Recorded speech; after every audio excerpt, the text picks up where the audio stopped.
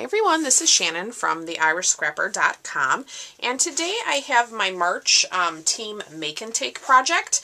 So each month I like to create a project to share with my team, so I essentially send them a kit of all the consumable products, nothing pre-stamped or anything like that, so that they can recreate this project. It's a little thank you from me each month for being on my team. So today I am doing a Starburst card, which I just love. I think this is so fun. A great little technique for people that might not have tried it before. We are using the Painted Seasons Designer Series paper, which is currently available for the month of March. It is some gorgeous paper. I will show you. Here are the 4 patterns, and then when we flip those over, you have some more decorative sides. So beautiful, gorgeous paper. And let's see, we have 12 sheets inside this set, so it's a typical, size of Designer Series paper. And then I have used the Painted Season stamp set, which coordinates, excuse me, with that. We're using the flower here as well as this image, just to go with this centerpiece. And then we are using the part of my story, which is a celebration set, which I love. I love all the sentiments here, and I thought this one would be perfect. I'm so glad you are a part of my story, because all of my team members are a part of my story, and I just love them all. So I thought I would add that here.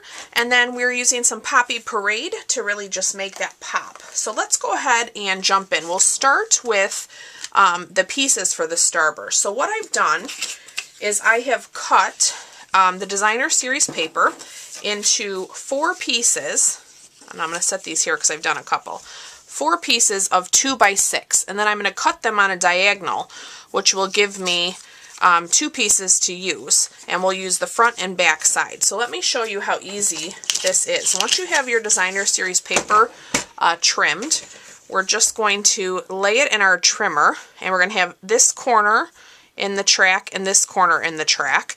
And what I like to do is drop my blade somewhere in the center so I don't ruin the edge, and just go back and forth. And now we have beautiful cut paper. So very easy to do.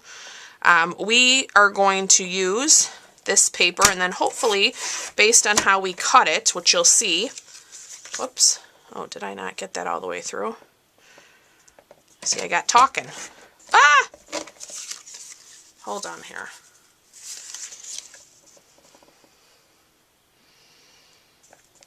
All right, let me try this again.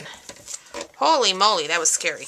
Okay, so now that we have all of those cut, as you'll see as we go about doing the front base, we'll have extras, and I'm going to use those little extra pieces to fill in my edges. So for our card base, we have a thick piece of Whisper White. It's 8.5 by 5.5, scored at 4 1/4. I have a piece of Poppy Parade that is 4 by 5 1/4. And then I have a piece of Whisper White that is 3 3/4 by 5. And then I have some our Poppy Parade ribbon here as well to wrap our card. So we're going to start with doing the Starburst. And so what I like to do is lay down my layer there, and I want this paper to be in the center. So you can do it however you're more comfortable. Maybe I'll do it this way so I can see a little bit better for the camera. We are going to use our multi-purpose glue, and I have my silicone mat here. Let me just find it. Yes. Here's my silicone mat, so we'll set that below. And now with our glue,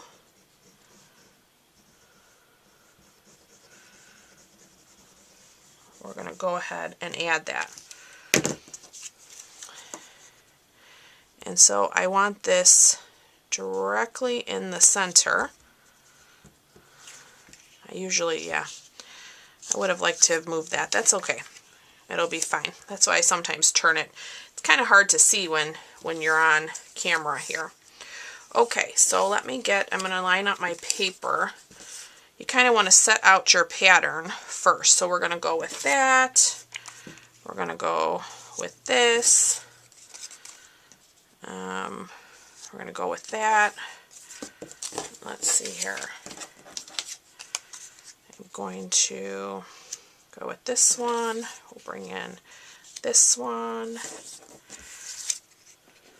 A little more of this blue. And then we're going to come in like that, okay? So now that we kind of know, I'm going to set our pieces aside here in the order that I want to lay them down. I think I'm going to have to turn this for myself, guys. I hope that doesn't bother you. Okay.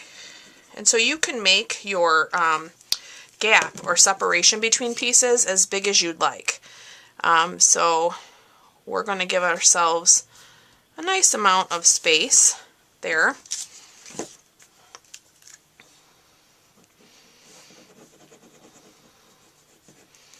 And then where you put your glue to is going to change as, you know, your layers move. So that's why I like to have the silicone mat.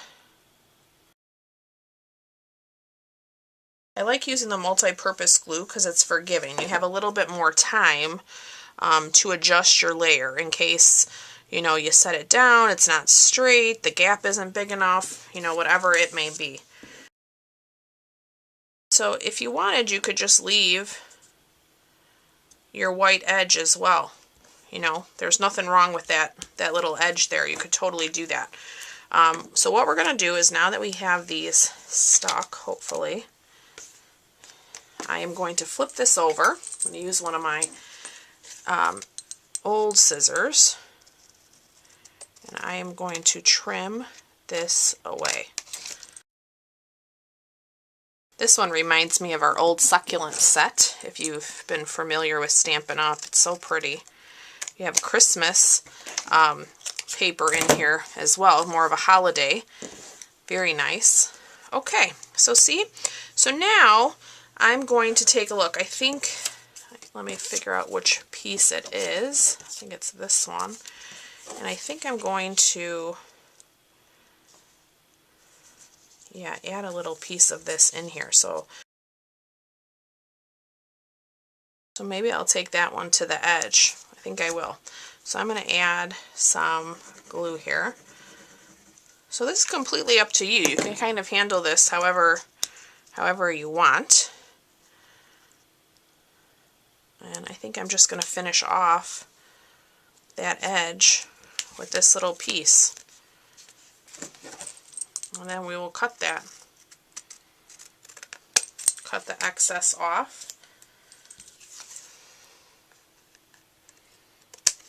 See? Looks good to me. All right. Let me get all of our little scraps here now and kind of set those to the side. We will bring in our Poppy Parade layer. So I'm going to add some adhesive here.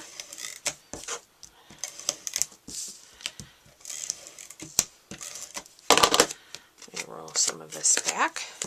And then I am putting my points to the bottom of my card.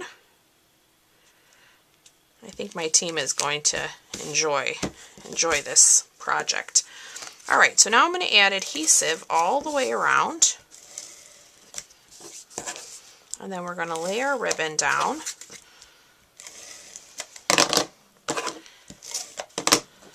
Okay. I'm going to take that piece of Poppy Parade, and we're just going to lay that right into the adhesive. Let's lay that down, and look how nice that looks on that white. It just pops. I absolutely love it. Okay, let's give this a nice crease.